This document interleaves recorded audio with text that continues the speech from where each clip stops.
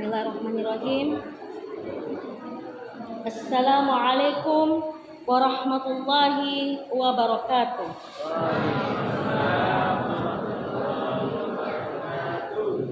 Alhamdulillahirabbil alamin.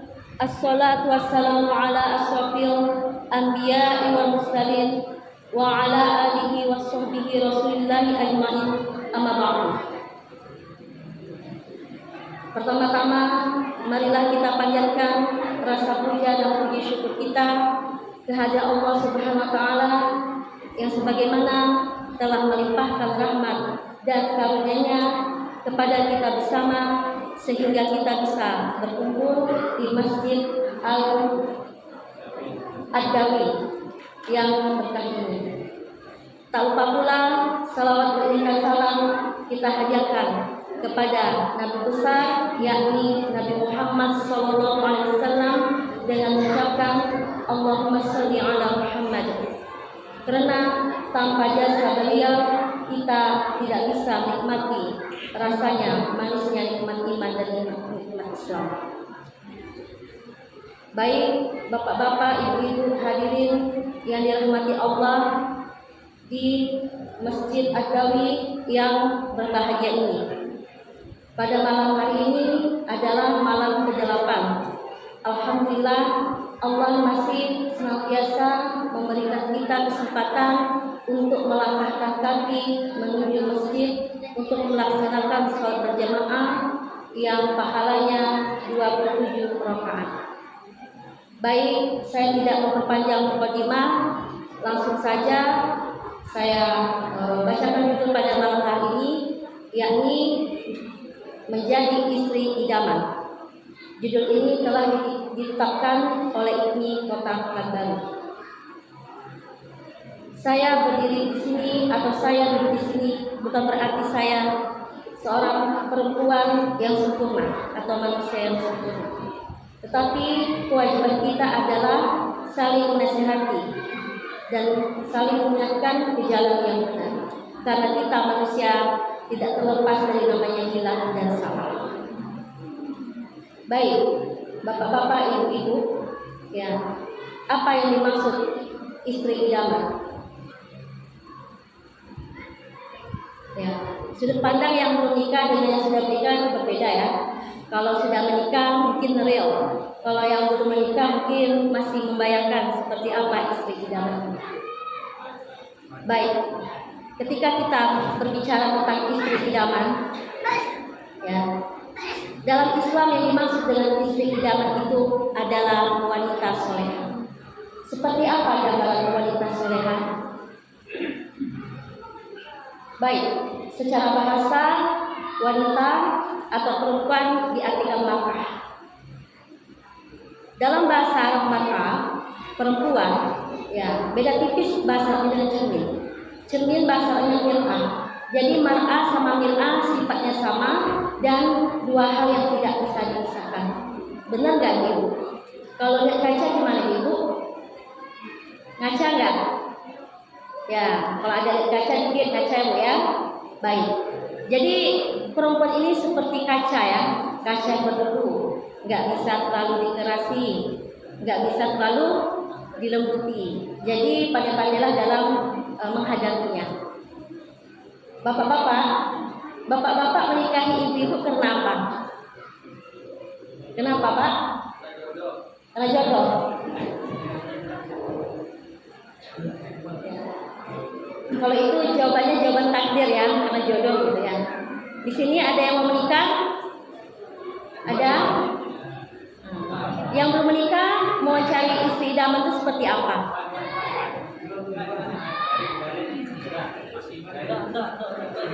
Seperti apa? Itu wanita soleha ya. Jadi wanita soleha ini gambarannya masih umum. Seperti apa gambaran wanita soleha?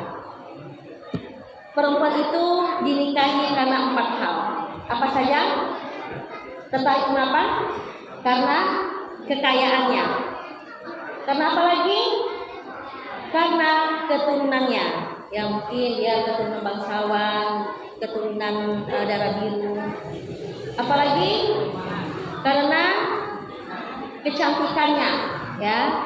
lihat kecantikannya dulu. Memang cantik itu relatif ya, tetapi ya mungkin tidak ada perempuan yang jelek ya. Semua perempuan itu cantik. Cantik itu tergantung yang melihat. Cantik itu kan dibagi dua. Ada cantik dari luar, ada cantik dari dalam. Cantik dari luar itu fisik ya. Cantik dari dalam itu adalah akhlak yang mulia. Lalu apa lagi? Kenapa perempuan itu dinikahi? Ya, karena agamanya. Kalau pengen sempurna, pengennya yang keempat-empatnya ada. Tapi ada nggak yang seperti itu? Kalau ada, mungkin ada ya, tapi langka. Nah, boleh kita menikahi perempuan itu karena kecantikan, atau karena kekayaan, atau karena keturunan, atau pendidikan, apapun yang berbau dunia, boleh. Tetapi satu yang tidak bisa ya ditoleransi, ya harus kita memilih agamanya. Baik, umpamanya tertarik karena kecantikannya. Tetapi kalau dia cantik tapi agamanya tidak baik, ya maka lebih baik kita tinggalkan, ya.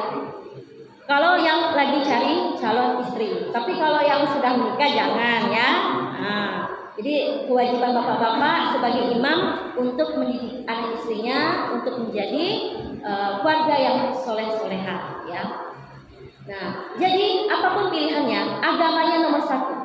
Ya, kalau dia cantik tapi nggak menutup aurat, gimana? Kira-kira bisa nggak terjamin? Umpamanya nanti kalau umpamanya bapaknya nggak di rumah, bisa nggak dia menjaga diri dan hartanya? Ya. Kalau seandainya dia kaya, tapi agamanya nggak bagus, umpamanya dia dapat suami yang level sosialnya hidupnya sederhana, bisa nggak dia menghargai suaminya? Seperti Baginda Khadijah, ya. Ibunda Khadijah, ya, beliau kaya, beliau cantik, beliau pintar. Tetapi walaupun tinggi kedudukannya, ya, dari suaminya, beliau tetap rendah hati di hadapan suaminya. Ya, karena ketika sudah menjadi status sebagai istri, ya, status sebagai istri ya istri. Jika di luar umpamanya statusnya menjadi manajer atau menjadi guru atau menjadi apapun, ya itu di luar. Nah, jadi menjadi istri idaman itu adalah istri yang menyenangkan ketika dipandang. Baik. Berdasarkan hadis riwayat Muslim ya dan Bukhari, ya hadisnya populer ya. Ad-dunya mata'un. Apa artinya? Dunia itu adalah perhiasan. Ya. Wa khairu mata'id dunya, dan sebaik-baik perhiasan dunia al-mar'atu sholihah, wanita solehah. Jadi istri yang diidamkan oleh laki-laki ya, oleh suaminya adalah istri yang baik akhlaknya. Tidak hanya mengutamakan, memperhatikan kecantikan fisiknya saja, tapi juga memperhatikan kecantikan akhlaknya, outer beauty dan inner beauty. Selanjutnya, istri yang taat dan patuh kepada suami. Ya, apapun yang diperintahkan suaminya, ya dia taat. Tetapi mungkin selagi yang diperintahkan oleh suaminya itu tidak bertentangan dengan agama, maka harus segera dilaksanakan. Umpamanya suaminya ngajak berbuat syirik, ya, diikuti nggak, dipatuhi nggak?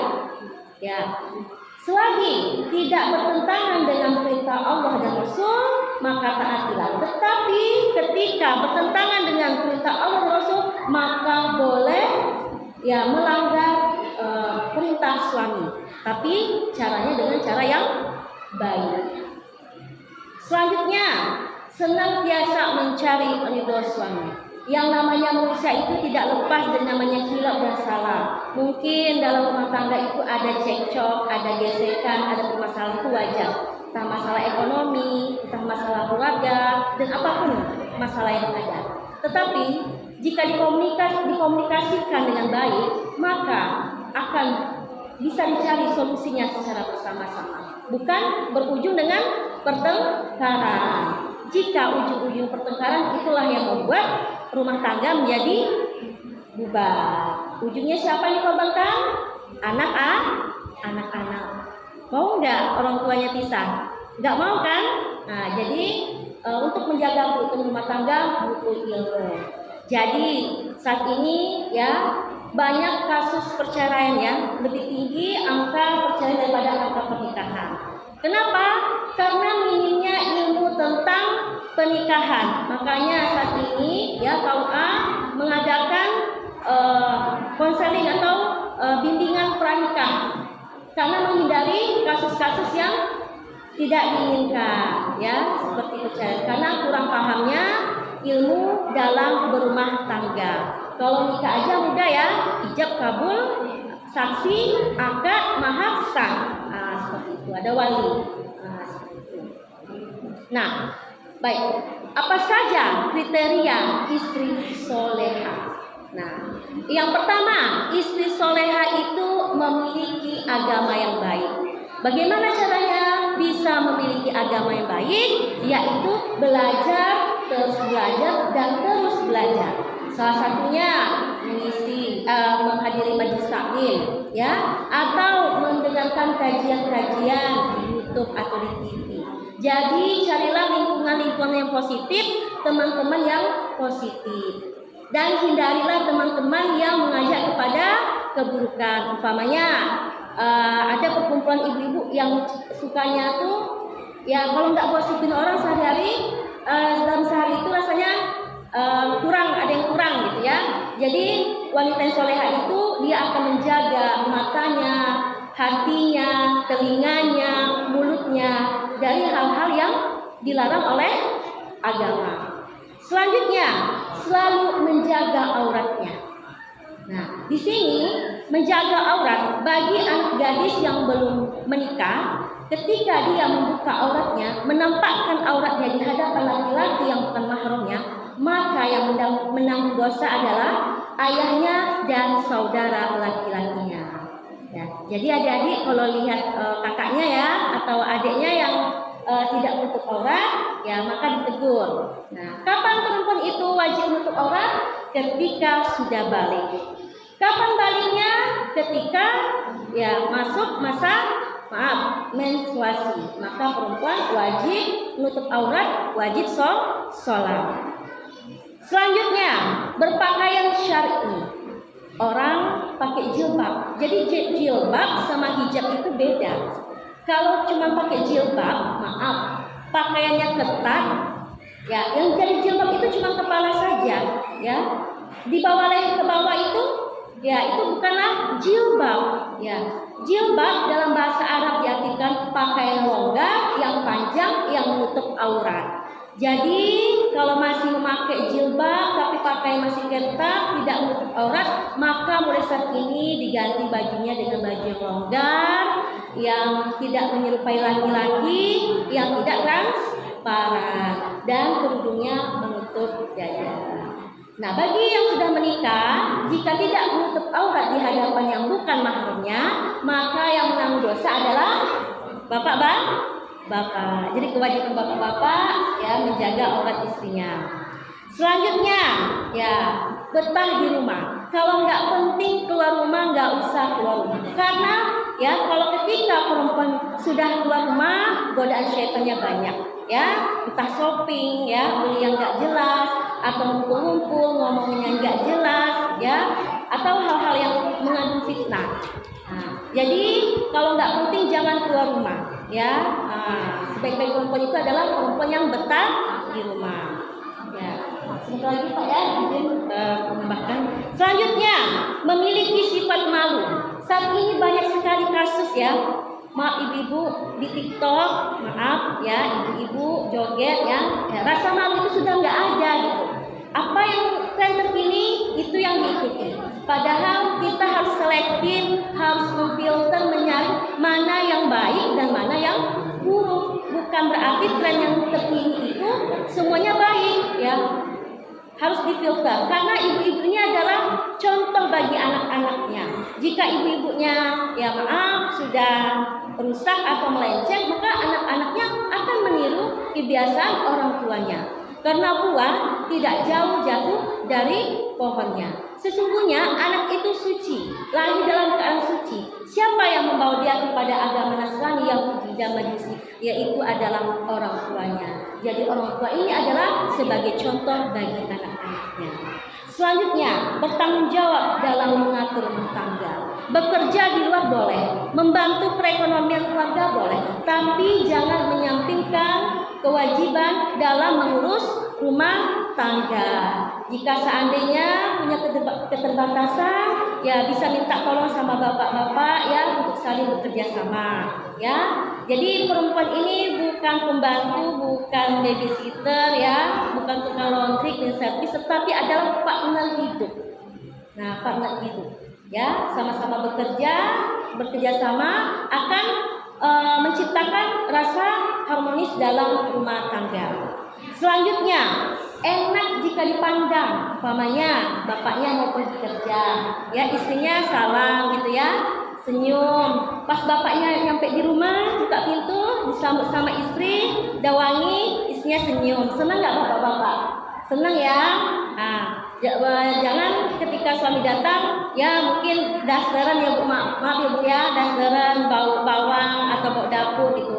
Terus cemberut gitu ya, makanya banyak terjadi, maaf ya, ya rumput tetangga lebih hijau daripada rumput di depan rumah sendiri. Jadi agar bisa menjaga hati suami dari godaan di wanita perempuan atau di luar ya, di luar banyak godaannya, fitnahnya, setannya, maka ibu-ibu di rumah harus lebih ekstra ya menjadi bidadarinya ya suami.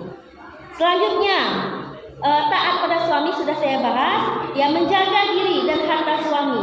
Ya umpamanya suami memang memberikan uang ya sesuai kemampuannya, tapi uangnya digunakan untuk apa? Harus transparan. Jangan ketika menggunakan uang suami itu buat poya-poya, buat beli hal-hal yang nggak penting. Nggak taunya, nah, itu yang menyebabkan suami itu banyak korupsi. Itu yang menyebabkan banyak bertumpuknya hutang. Jadi harus pandai mengelola keuangan dan transparan uang masuk dengan uang keluar. Selanjutnya, tidak melakukan hal yang tidak disukai suami, walaupun harta istri sendiri. Jadi walaupun kita belanja dengan menggunakan harta kita sendiri, uang hasil pencarian kita sendiri, tetap kita meminta izin suami agar suami merasa dianggap atau dihargai. Selanjutnya, melaksanakan sholat waktu. Jangan mengerjakan sholat sunat atau puasa Ramadan, tapi sholat 5 waktunya nggak dikerjakan. Itu sama seperti ember bocor diisi air, gimana itu, bapak-bapak? Dia nggak akan terisi, bocor lagi di bawahnya. Karena apa? Ya, amal sunnah yang dilakukan, tetapi amal wajib yang ditinggalkan, maka itu sama dengan sia-sia. Selanjutnya, menjalankan puasa Ramadan. Selagi mampu laksanakan puasa Ramadan. Jangan dikit-dikit lemas, batal ya. Bagi yang banyak hutang puasanya, baik itu sejak gadis maupun sejak sudah menikah, usahakan melunasi hutang puasanya. Cara melunasi hutang puasa itu ada 2, ada mengqadha, ada fidyah. Kalau mengqadha itu bagi orang yang mampu fisiknya, sedangkan orang fidyah bagi orang yang lanjut usia atau yang mengalami sakit menahun.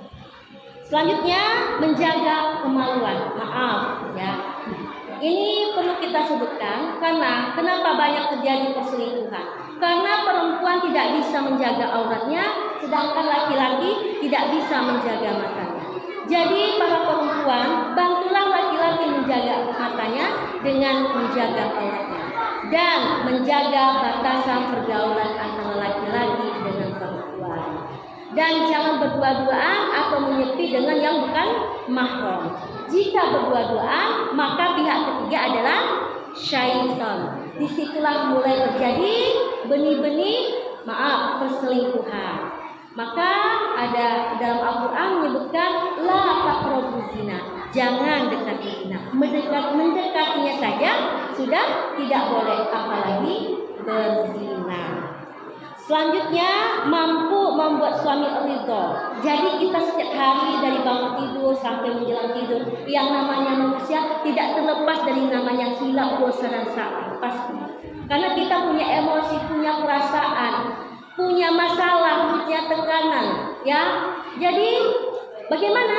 Ya, setiap hari kita minta maaf dengan suami, ya. Jangan minta maafnya sekali setahun, pas mau Ramadan aja, pas Idul Fitri aja. Habis itu nggak pernah minta maaf. Kalau bisa yang pas mau tidur minta maaf, itu tidak tahu usia kita sampai kapan.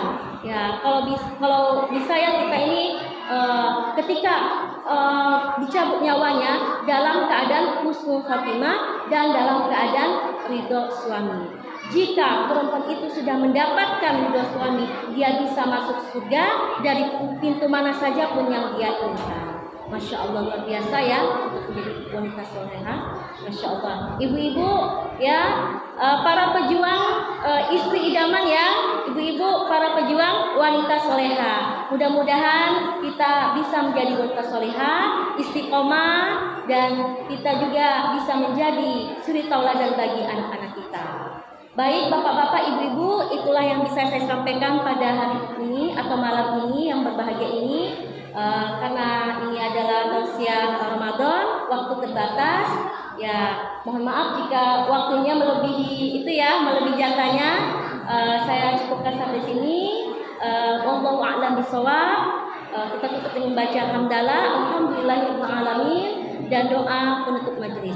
Subhanakallahumma wa bihamdika asyhadu an la ilaha illa anta astaghfiruka wa atubu ilaik. Assalamualaikum warahmatullahi wabarakatuh.